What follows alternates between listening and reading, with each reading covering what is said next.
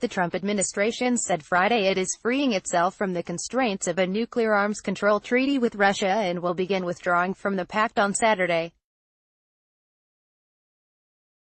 Washington, the Trump administration said Friday it is freeing itself from the constraints of a nuclear arms control treaty with Russia and will begin withdrawing from the pact on Saturday.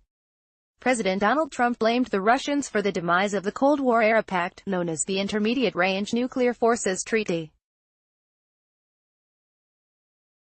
Too long, Trump said in a written statement issued by the White House, Russia has violated the treaty with impunity, covertly developing and fielding a prohibited missile system that poses a direct threat to our allies and troops abroad.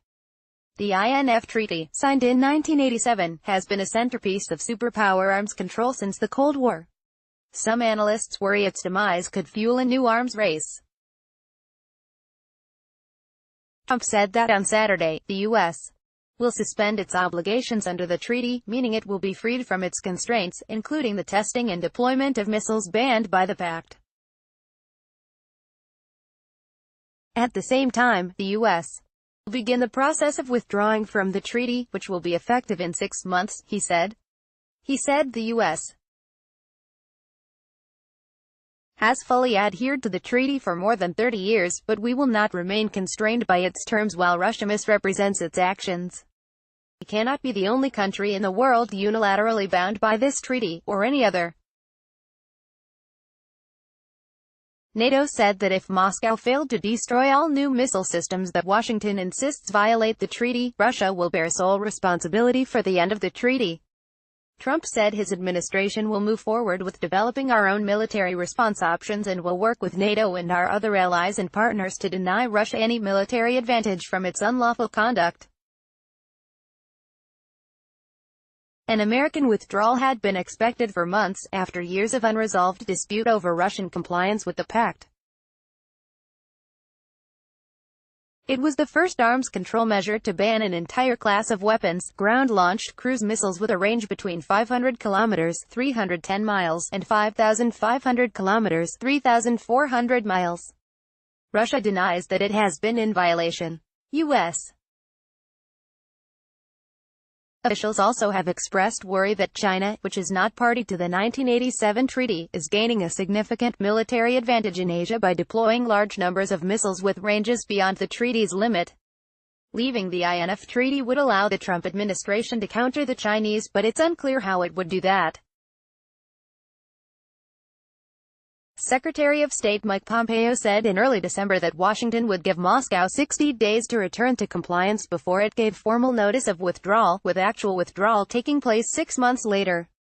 The 60-day deadline expires on Saturday, and the administration is expected to say as early as Friday that efforts to work out a compliance deal have failed and that it would suspend its compliance with the treaty's terms.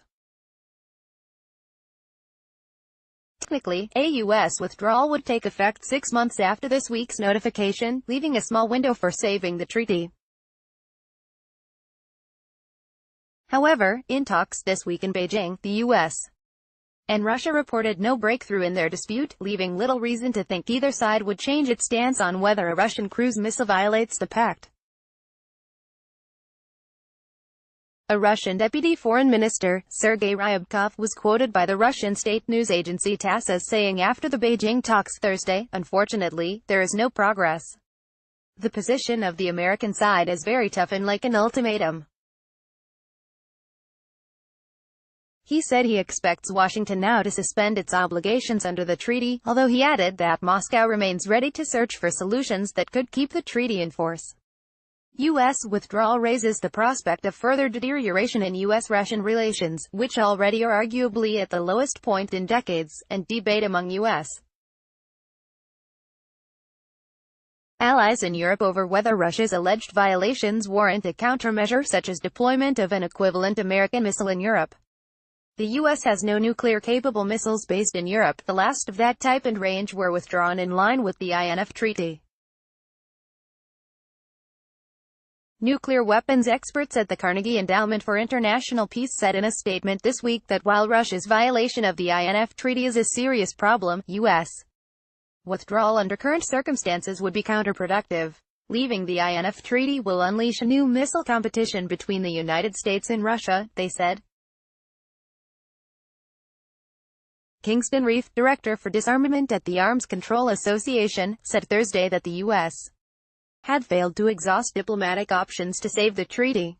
Reef said the period between now and August, when the U.S. withdrawal would take effect, offers a last chance to save the treaty, but he sees little prospect of that happening.